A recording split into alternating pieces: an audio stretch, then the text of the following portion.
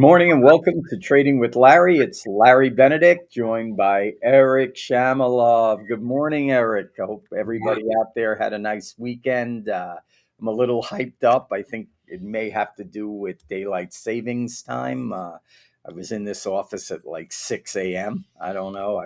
I fell asleep early, got up early, ready to go. Markets. The same as always.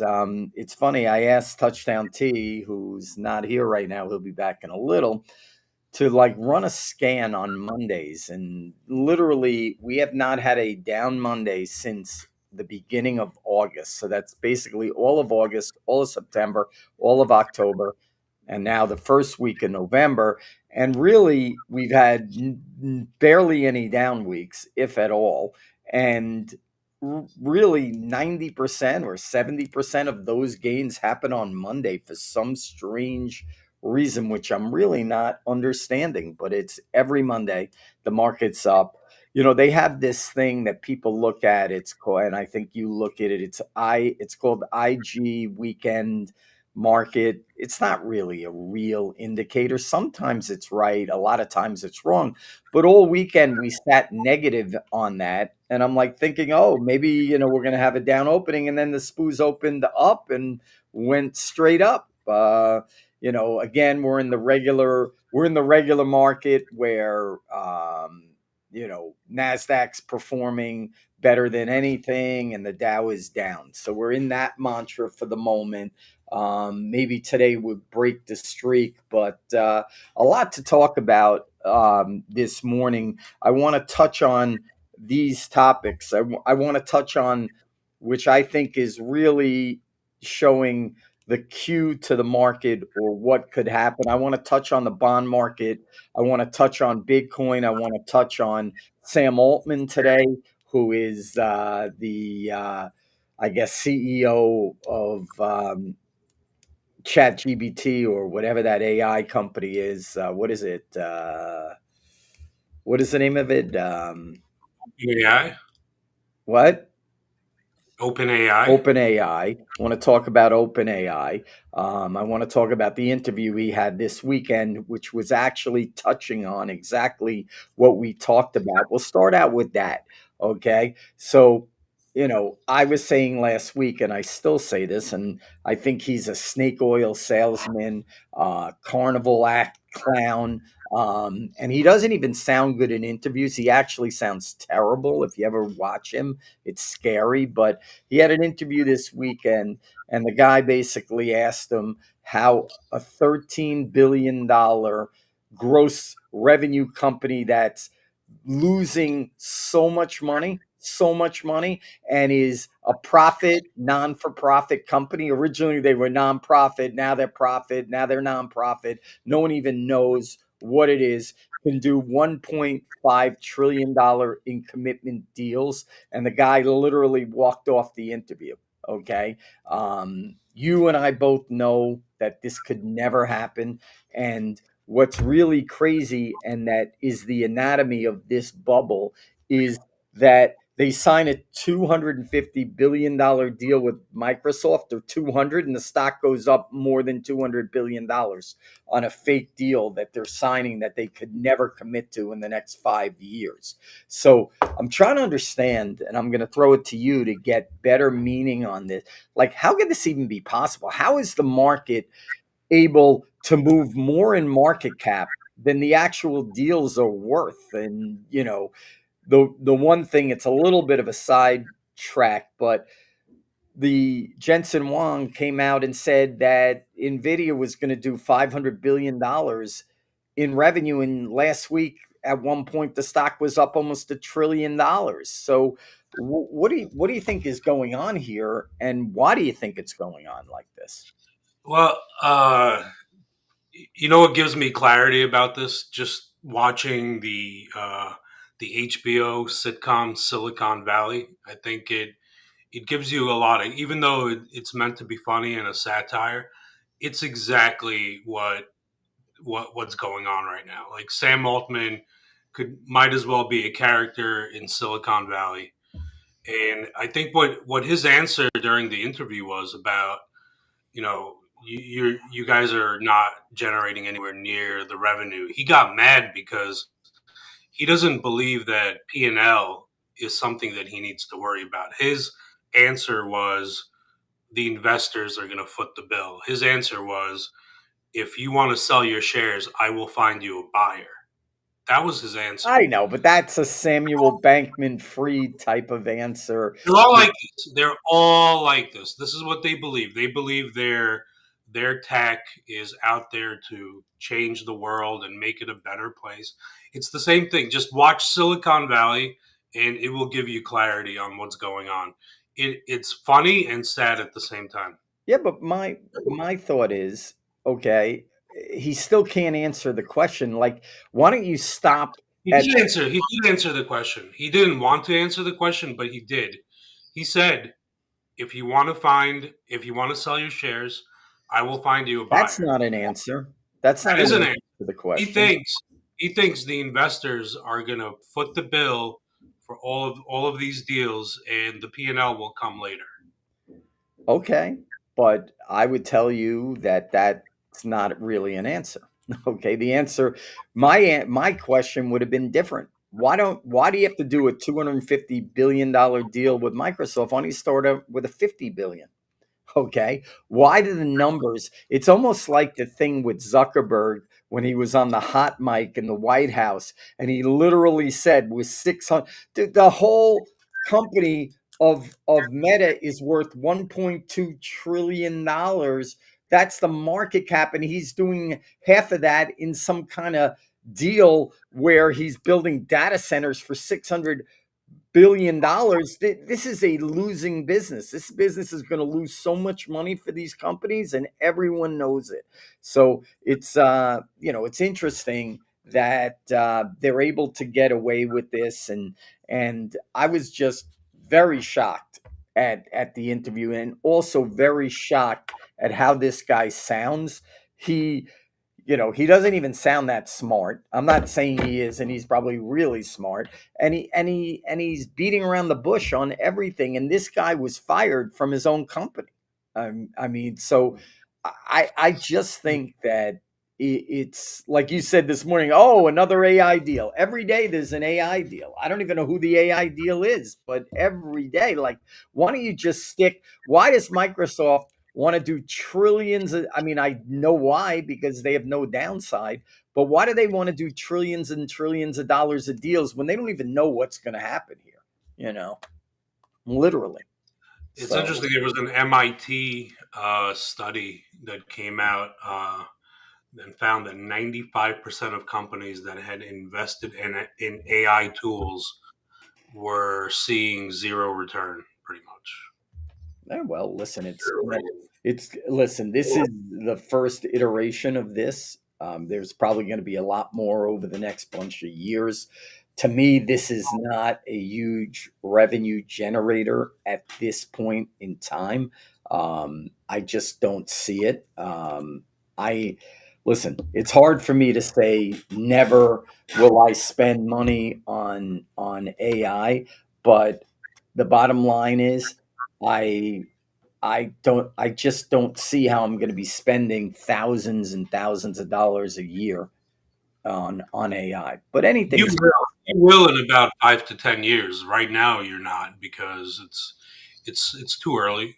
Yeah, but my And thought is, why wouldn't they incorporate the Facebook model? Why do they want me to spend money I'm not going to spend? Why don't they just sell it to me or give it to me and then just sell advertising around it where you're selling eyeballs, which is, a great model. And if you look at Meta, the reason why Meta stock is so heavy and probably going to go lower is because they're spending so much money on build out and like a hard basically situation where they're a advertising company for all intents and purposes.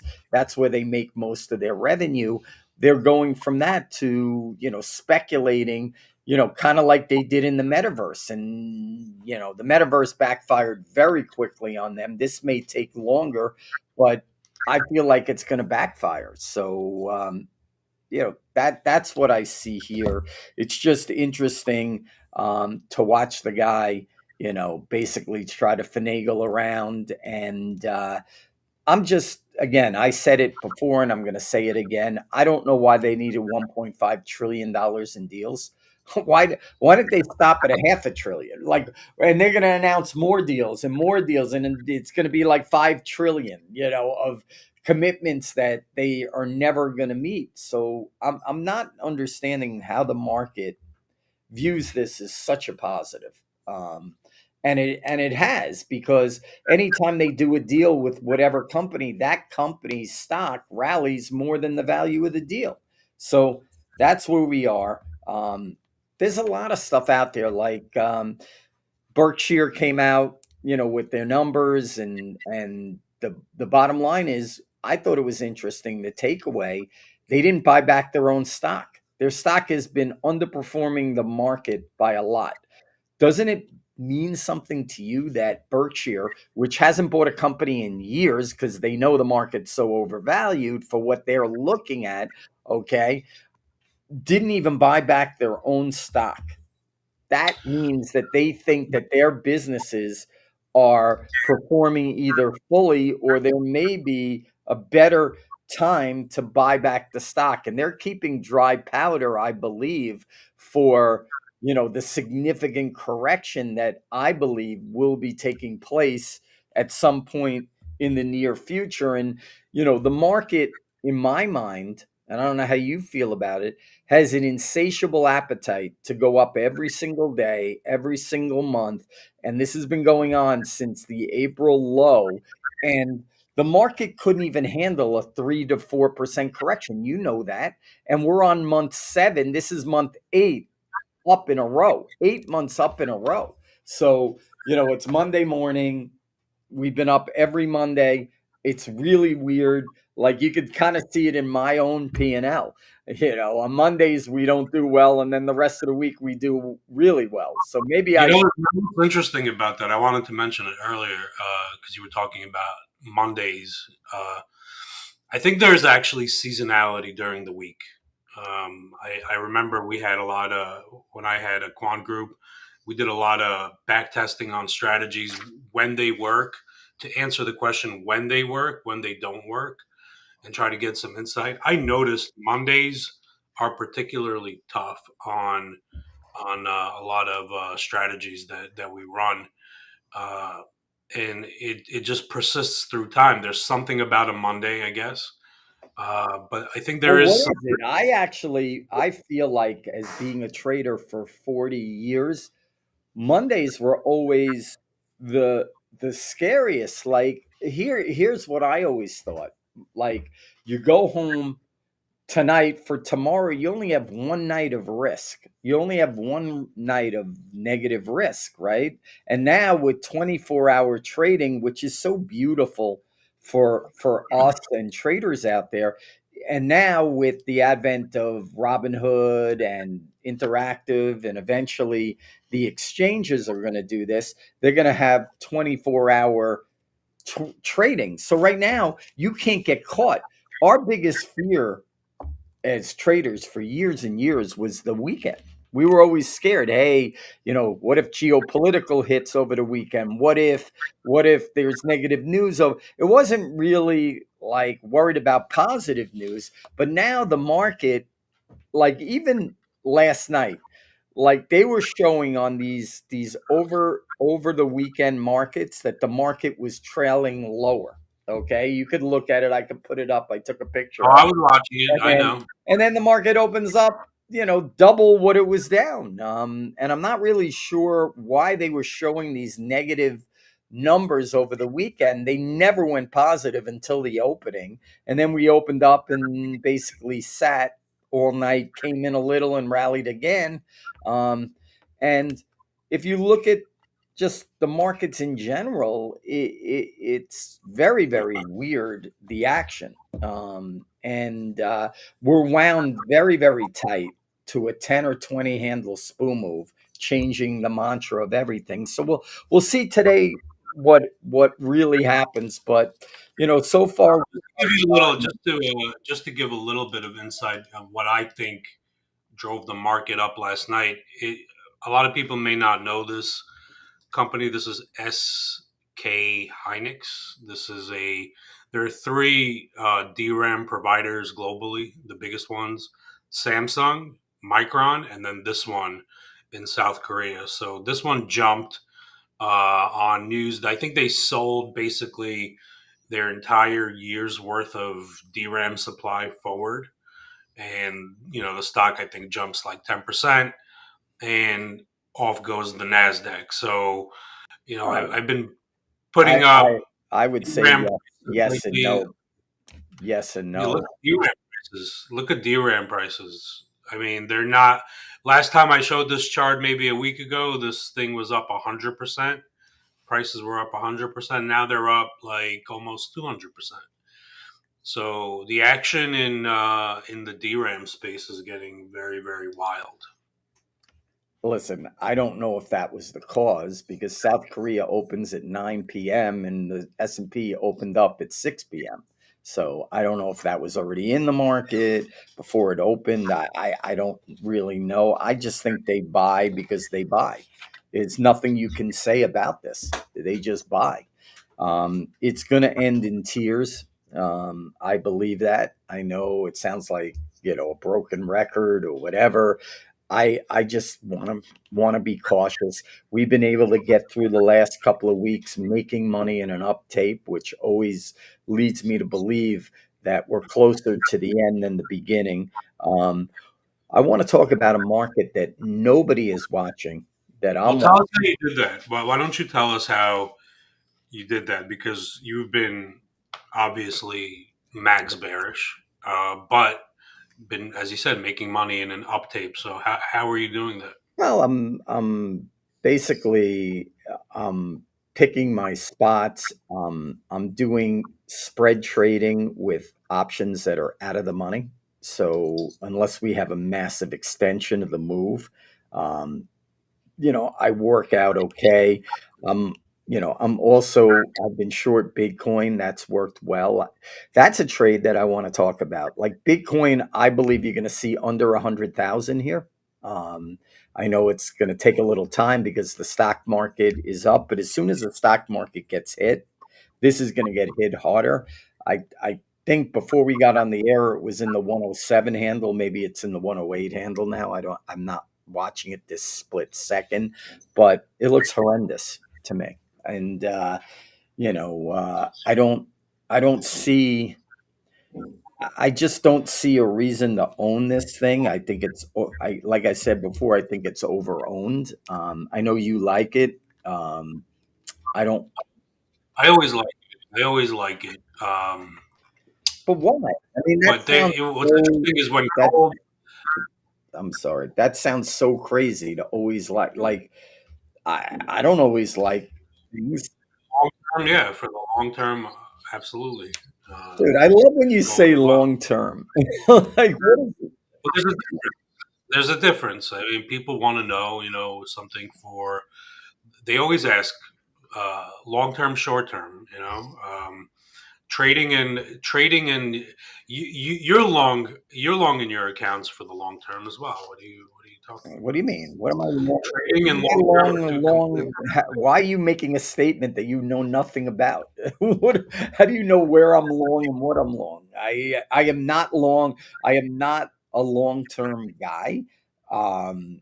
Obviously I have a underweighted allocation to long equities for quote unquote the long term, much more underweight than I've been ever. Okay. So, for full clarity in an investment account, okay, which you have certain weightings. I am underweighted equities. I don't own any Bitcoin for sure in that account right now. Okay.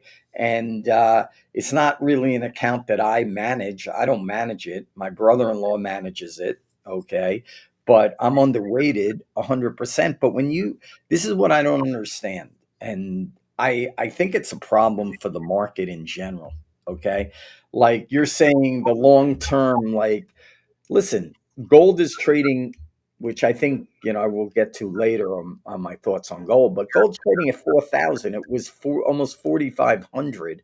It's down over 10%, I mean, how much more heat can you take? Like, what if it goes down 25%? Are you sitting in it long term? Like, how can you? Like, that's a massive hit. Yeah. So when you say long term, everybody, listen, everybody watching this show, everybody out there is a long term investor until they're not. Okay. And we've seen that many, many, many times. I mean, come on. You've seen people be liquidated out of the building. Okay. People have been liquidated out of the building, okay, in 2009, okay, and COVID, it probably not, but people took significant hits. There have been many times where people couldn't stay, so it's a matter of how much. Like, let me ask you a question. If gold goes to 3,500 from 4,500, which is down 25%, I mean, you're saying, for the long term, do you stay in that trade and you just watch it go down and down and down? Well, Like, well, where do you think gold goes? To zero? You think it's going to 3,500? Let's say it does. So what? yes, I do. I mean, I people stay in actually stocks forever, don't they? They I don't. actually do. And you know how you say you're not looking at anything to trade gold, I'm gonna, whatever. no, it's not. But okay. Well, what are you looking at? Bonds are backed up. I wanted That's to what you're talk about looking at. It's bonds. not what I'm Bonds looking at. are at You can four. look at it right now. You can What? look at it right now. They What? haven't. Like, they correlate with rates not as much as they used to before. Maybe like a day or two, they'll get dominated by some macro factor, and then it's just back to people buying it and supported by the macro environment. We're in a different regime in gold. Like I've been saying, like gold will either trend heavily or oscillate heavily in one or another direction. Like from 2000 to 2012, it was straight up. Obama took over. People were talking about deflation. It was going down, right? And then Trump came in the first term. You had the reflation trade, started going up again for years, and this is what it does. I know, It's a but secular. we got to look at gold at 4,000. Okay. We can't look at where gold was before, or who was president, or what's going on. We're looking at gold today. Okay. Yeah, it's great if we bought it at 2,300 a couple of years ago, but right now it's at 4,000. So where do you Last think it goes from here? It's at 4,000. lower. Lower. I don't know where, but lower. I think last night was a very interesting trade. It actually broke the low of the move last night off the opening. It was down pretty significantly and then turned around. And I woke up this morning and it was $40 higher. Now, $40 in this thing isn't a lot, but Now, it when you say the low of the move, what do you mean? The low from or the 2,000? recent down move like was down in here, where we were. Um, it's like if we break 39, let's say 50, that's an area where I think you could get a whoosh. Gold doesn't feel well to me. Okay. And I'll tell you why. I've traded it actively the last 2 weeks. And each time, and I've been long it, believe it or not, many times in the last 2 weeks, and it never held. It just never held. It was like, I'd be up a lot of money, and then I'd end up, basically either being stopped out or maneuvering a position. And during this whole gold move over the last year and a half, you never got liquidated out. You never got stopped out. It was just up every single day. So I see gold a little bit differently today. But we'll keep an eye on that. You like gold, you like Bitcoin to be Yeah, very I think gold is just consolidating here a little bit. I think it's stabilizing. Like I'm noticing intraday moves aren't like last week after gold completely collapsed. What you were seeing was 30, 40 point moves in like 5 minutes. Now you're seeing it calm down a little bit, which is a good sign. I think it's consolidating around here. You know what I think. I think it's going higher. What's interesting true. about Bitcoin Can I ask you a question honestly? And I love it. How do you like everything?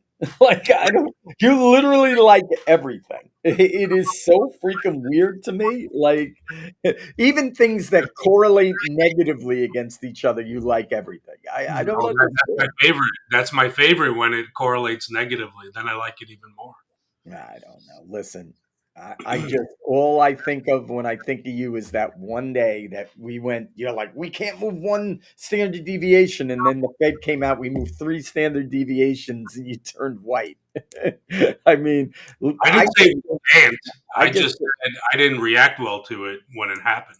No, I'm just saying, I just think people in general are not reactive. They'll never react. Okay.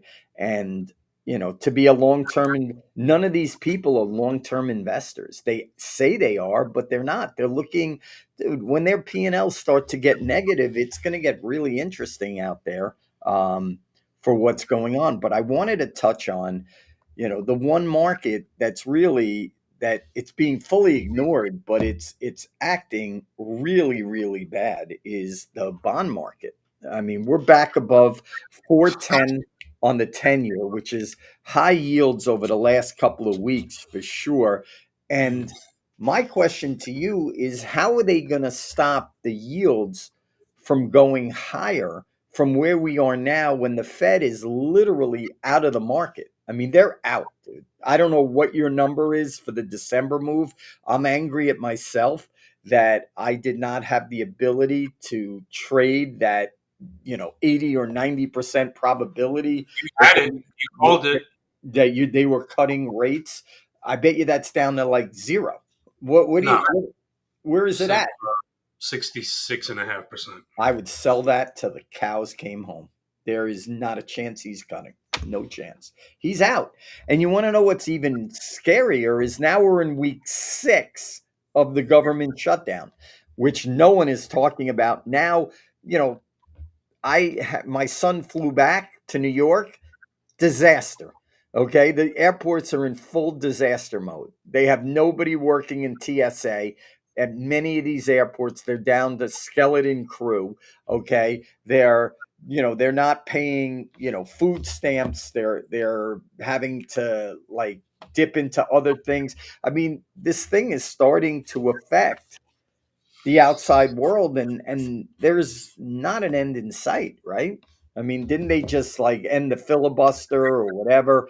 And the Republicans are digging in, and they're not going to do one thing until the Democrats fully fold. And there might be another 3 to 4 weeks that we're closed, and then the Fed is going to meet without 2.5 months of data. How could they cut without 2.5 months of data? It's actually pretty amazing. I look over at my Bloomberg, and the numbers that are coming out are they're just not coming out. So, we'll have to, we'll have to see, but my bet is that the Fed isn't going to do anything and, literally just looking at the markets, it's the same Monday trade as always. Like, I don't know what's got everybody out there today bullish. Like Yeah, I think it's Micron. It's Micron and Microsoft Microsoft's only up $3 on a $500 name. I don't know. Is that a lot? and Uh, Micron. Microsoft is up $3. It's up 60 bips, 68 bips. Okay. MU is up. MU is up. That's up decently, 3%.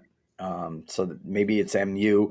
It's always, it's Nvidia, is up big again. I just can't believe the market cap of these stocks. It's actually unbelievable, actually. But here we sit. So we covered Sam Altman, covered the bond market that no one's looking at, but it's 411 on the yield, probably heading to 4.25. Um, is that a problem for the market? No bond yield price is a problem for the market. The Fed has cut 3 times recently, and the bond is at a higher yield than when Fed funds were 4.25. That No, it's AI doesn't care about rates, and okay. everything is AI doesn't dominated. care about anything until it does, right? AI cares about nothing until it does, right? I mean, is that what you're really saying? AI doesn't care about I mean, anything? we have a headline right now. Amazon inks a $38 billion deal with OpenAI to supply NVIDIA chips. How can I ask you, how is the market moving off this? Like, it's a what billion? How many billion? 80 billion? 60 billion? It's nothing. 38 billion. How much? 38 billion. Oh, and that's moving the market a trillion in 5 seconds. I mean, come on. You It, see this it? is this is mind blowing. And this guy is a sick, sick individual. This is a sick individual. Do you hear me? That this is going on every day, and they're allowing this to go on. This guy is inking. What's he going to get to? 4 trillion. He'll have more deals than the value of the biggest company out there, and they have no revenue. How is this even possible? Look, I think And I think all it is, do you AI trade understand? is They could getting come out, into. time out, Eric, time out. They could come out with a red headline, get every algorithm to buy it. This is all that it is. It's like a fake red headline, and then they buy the market up 8 handles, and then they look at it. They're like, "This is the dumbest thing I've ever seen." This is like, it's like what was that movie with oh my god, um, Dr. Evil, and he goes $1 million. And they're like, Dr. Evil, you should say 1 billion. I mean, this is the same thing. It's crazy. And they're inking deals. How is this guy even able to get away with this? That's what I want to know. How? He doesn't have enough deals. He's a $13 billion losing company, losing big. He's not even But losing. you're looking at it from Sam Altman's perspective. You're not looking at it from Jeff Bezos' perspective, right? Well, I'm Well, looking at it from these this are big perspective. companies that are inking deals with him. So that's Okay.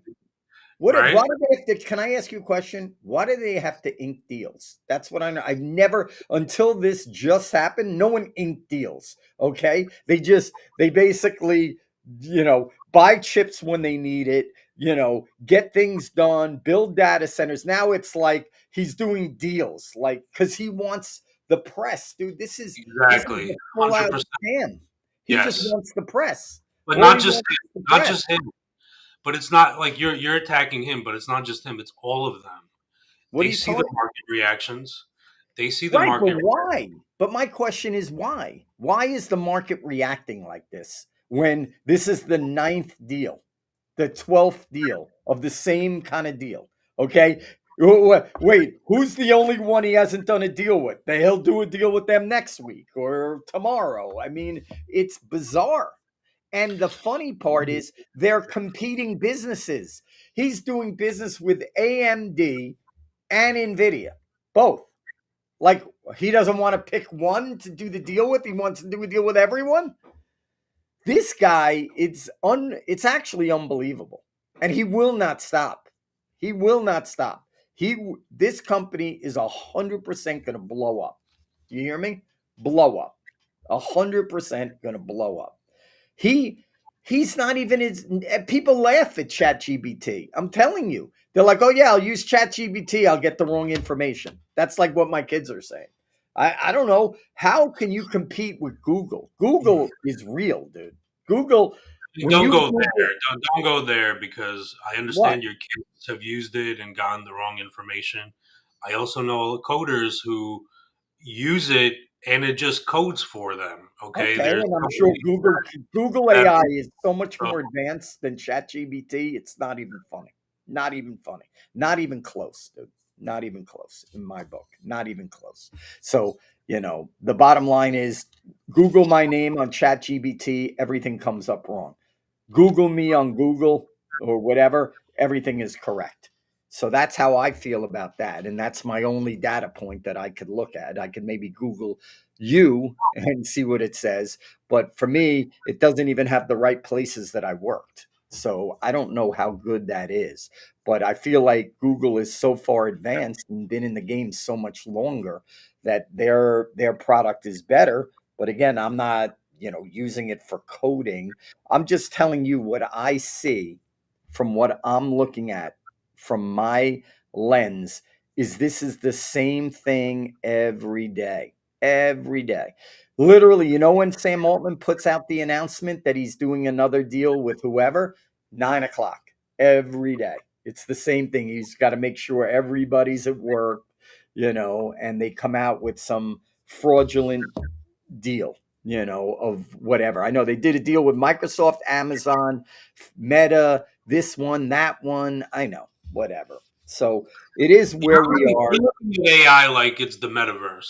It's like this fake place where it's Well, like you looked at the metaverse like it was real. Like, no, the metaverse was stupid. And you and okay, I were trading through it. okay, That was a okay, different situation. okay. I think you're saying that because you don't see AI really interacting with the I physical. don't. I think AI is a buzzword.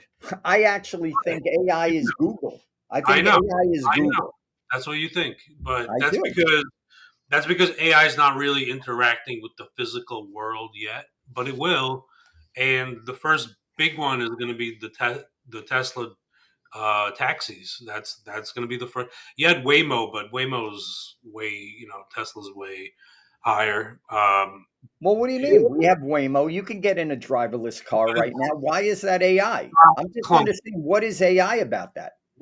Like, why is You, that you, AI? that is 100% AI, Larry. Why? That Waymo was being made way before they ever invented the buzzword AI. Maybe. So what? 100%.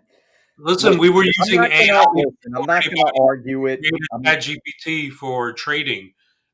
Finance has been using it for a long time. I understand that there's a buzzword now. I understand ChatGPT made it a household name, but the interaction with the physical world, that's coming. That is coming. okay. Maybe the same way a flying car is coming. I heard Tesla's this weekend. I saw Tesla's got the prototype for the flying car. Okay, that's coming too. Maybe in 40 years or 20 years. All I'm telling you is this market is crazed. It rallied 10 spool handles off of a headline for a $30 billion deal with Amazon.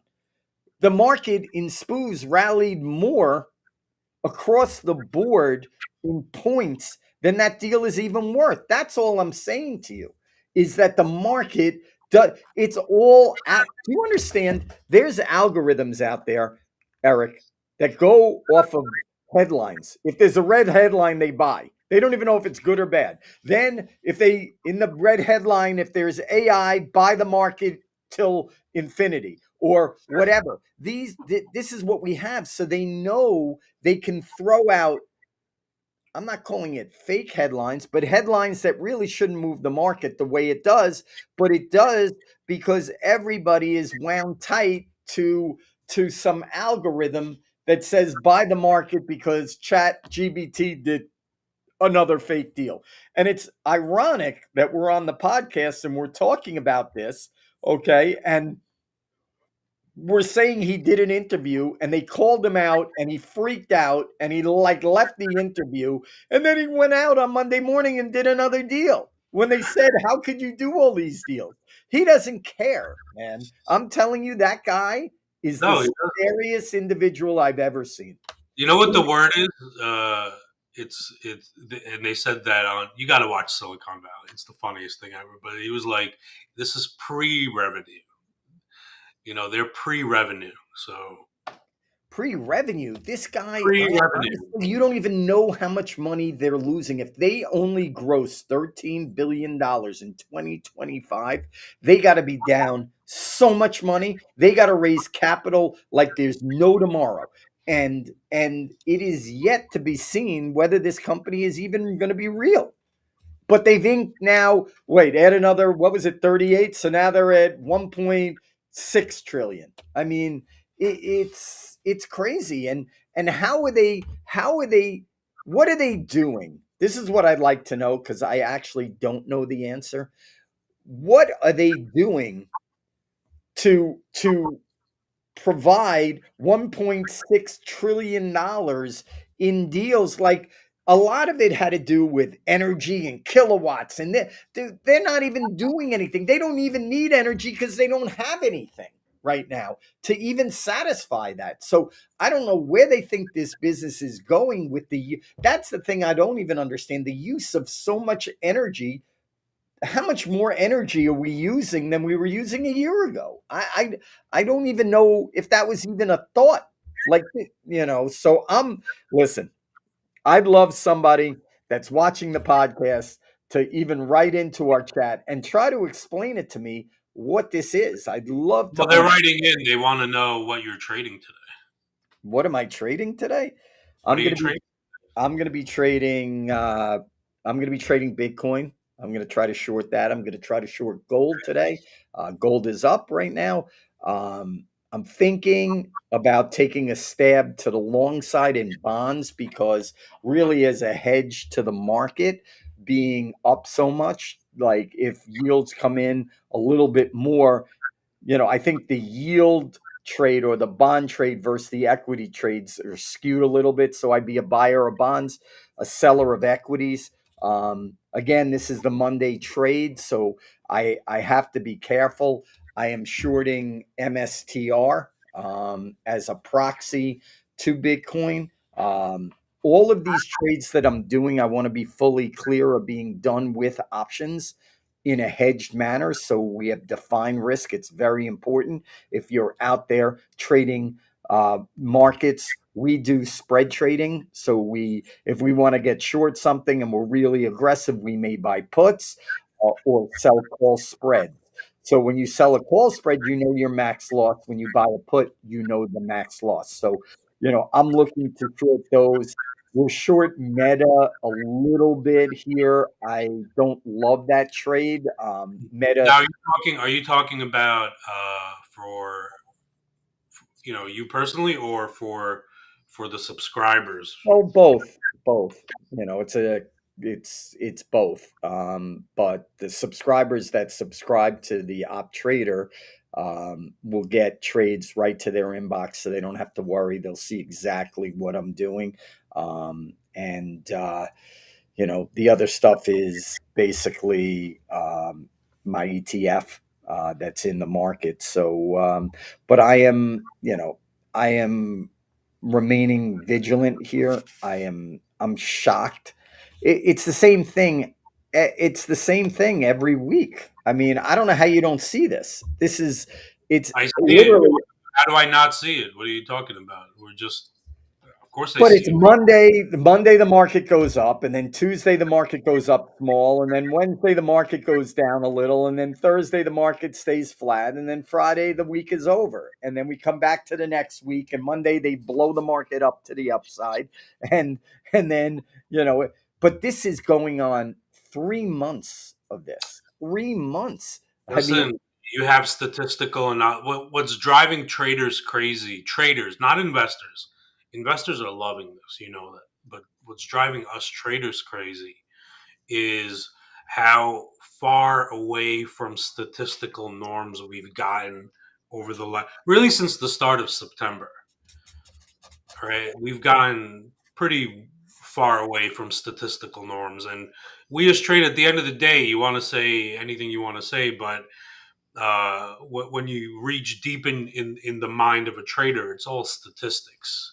They have this embedded, inherent way of just being like a human algo. They called you a human algo, right? So this is what we do, and this is why we get frustrated sometimes. Is when things go outside of the realm of the normal bell curve for a little bit too long, and that's what we have here, and it's bell, part of the bell curve. game, Larry. It's part of the game. Listen, this is so outside anything. And what's outside of anything is that the market hasn't had a 3% correction basically in 7 months. Okay. We had a 2.5 correction in one day. Volatility went from 15 to 30 in one day on a 2.5% correction, which the next morning we were down and they exploded put prices, and then all of a sudden we're back to the same nonsense. But eventually we're going to have a 5% correction or even a 10% correction, which I think is coming very shortly, if not like soon. I mean, what you're seeing this morning is just a precursor to the whole problem. I mean, come on, dude. Sam Altman did a third. This is the smallest deal he's done, basically, and the market explodes. I mean, come on. So what are you thinking about today with what do we got here? I think we got a 30-point straddle. SPX is probably going to open up around 68, 70. You thinking about anything for the S&P trader for today? Mm, I'm not sure. I got to see the pricing on the opening on my spread. We will give a trade. The S&P Trader, which is my best product over the years, is close to being back to even. It's been a struggle this year for the first time in 7 years. I just think that these straddles are not priced correctly. Um, listen, if you're saying the straddle is $30, you're basically saying it's going to be very difficult for the market to go down on the day. And I think the market could go down on the day with ease today. I just think, when are these people going to get it out of their minds that this is a crazy AI insane bubble of right now, the guy has $1.6 trillion in deals on a $13 billion company. Doesn't that freak you out? That doesn't make any money. That's massively in debt. That probably has to go into the marketplace and raise money. And let me tell you something. Like when you say Sam Altman said, "Oh, we'll buy your stock." He's so full of it. That's such a Bernie Madoff type of move. Oh yeah, well, you don't want to be in? Well, you got 50 guys that are going to be in here that want your spot. I mean, he doesn't have a buyer of that stock at $500 billion where the valuation is. That, believe me, they don't. Okay, it's just he's so defensive that he has to say that. And really, I think he's the poster child, or will be the poster child, for what happened. And listen, I'm not saying the market can't go up. I'm just saying, in regular reality, nothing goes up forever. Nothing goes down forever. So right now we're in up forever. Every headline is taken by the computer as massively bullish. I don't know why. And then you'll see in 15 minutes when we open, the market goes like this. It'll just go like this, buy everything, to like the high of the day. That's what it does every Monday. It's a wild thing. So we'll see. I will say that bond yields are looking interesting to me. I don't know how you're not looking at this like it's nothing. 411 on the yield. The Fed cut 3 times. We're at a higher yield than we were before they cut once. That means, to me, they threw away 3 cuts, right? Why did they cut? The only thing people care about, Eric, is the 10-year note, okay, for the most part, because that is what affects the mortgage market, and that's what people are basically, borrowing all their money on for their houses. And there was a quick flurry of refinances when we broke 4%, and now there's nothing. There's not any refinances because the rates are higher than they were before the cut. So I'm looking at that as a little bit scary. I've been trading long enough to know what they're doing today. They're basically going to go like this. They just buy the market on the opening, and then the market should fade off. But this is what they do. I mean, they relocate the market. We had good trading last week, both up and down multiple times during Wednesday, Thursday, and Friday. And then you come in Monday and there's no seller, and the Nasdaq's up 1%, and Nvidia, which looked kind of shaky, is the best company in the world again, at 207. Amazing. They're going to, sell gazillions of chips and everything is fine. So here's where we sit. Your chat is keeping it simple, and they're just saying basically Thomas is in, touchdown. Thomas is in the back, and the market will go up. I know. I got to kick his ass out of here today. Oh, what are you talking about? It's fact, dude. We lose that. Literally, my positions lose every Monday. Every Monday with this guy. It's clockwork. It's unbelievable. So we got touchdown in the house. He's here. Market will go up. Hopefully, you will Meanwhile, not what's up see with him. the VIX? Hopefully, you What's will not see him tomorrow in this office. He can up, operate from somewhere else. Larry? What's up with the VIX the last week? It hasn't come down. It's just been going up. It closed last Friday's gap, I think, on Thursday. Right, and maybe we had a little bit of something late last week on the downside, but the VIX is kind of saying something different than the stock market. How much credence would you I put in? don't agree. I don't agree. I don't agree with that. An 18 VIX is not anything. I mean, it's I a zero. understand, but I'm not saying the price level. I'm saying the fact that it closed the gap from 2 Fridays ago, and the market is still Well, ripping higher and higher. listen, you got to be very careful with the cash VIX. There's an expiration every Wednesday. They rigged that market up and down off that. They jammed it down to 15 on last Wednesday, and they just took it back a little because it was too low. It's not giving the story. The only story is an insatiable appetite to buy stocks, which will end. My only fear for the people out there is when we do correct 5, 10, even more percent, how is everybody going to feel? They can't feel good on it. Dude, you know what happened on that Friday where we went down 2.5%. My phone was getting blown up by everyone. What do I do? I'm like, dude, we're down 2%. What do I do? I don't know. Like, it's funny. When Palantir got down to 140, I got 50 phone calls that Palantir was going to go to $50. Now it's like $200, and everyone thinks it's going to the moon. So, here we are. Again, I want to end on this because we're close to, you know, running out of time here and we're going deep into the podcast. Let me ask you this. What's going on with the trade deal, Eric? The big, beautiful, amazing trade deal that's coming.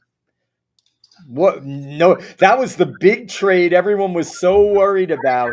There's no trade deal on the horizon. None. Zero. We took their tariffs down on fentanyl, which made no sense, and now there's no deal. There's no deal. There's nothing. Why is the market so okay with that? I mean, obviously it doesn't matter because nothing matters, but why is the market so okay with that? Now he said we were going to have a trade deal within 2 weeks. We're now a week and a half. Okay, there's no trade deal coming. They're not even talking. So what's going on? Like, what do you think? That doesn't matter anymore, right? What do you think of that? Well, that was so last week. That's Okay, what I. right. But don't you think the market is so crazy? Because Yeah, if we did a trade deal, dude, they went up last week, last money, 50 handles, the same as today, basically. Freaking 50 handles, okay, on the prospect of an amazing over the weekend 2-hour meeting, and they're going to do a deal. Now we're past that. Everybody left. If we were close to a trade deal, people would have stayed on to negotiate the trade deal. So there is no trade deal. Okay. And the market is just sitting here and now doesn't care. Doesn't care about the government shutdown, doesn't care that there are no trade deals. They were in Seoul, South Korea, and they did another trade deal on top of the trade deal they already had signed. And the market is doesn't care. The market cares about nothing, right? What does it care about? AI deals from Sam Altman. Sam Altman moves the market more than Trump. It's unbelievable. So here we sit. I wish everyone luck. Markets touchdown will, if we end up today, touchdown will not be here tomorrow for all the fans out there. So we're going to make sure he's not here. And so we can get a down day finally. And that's where we sit. I wish everyone good luck trading and enjoy the day.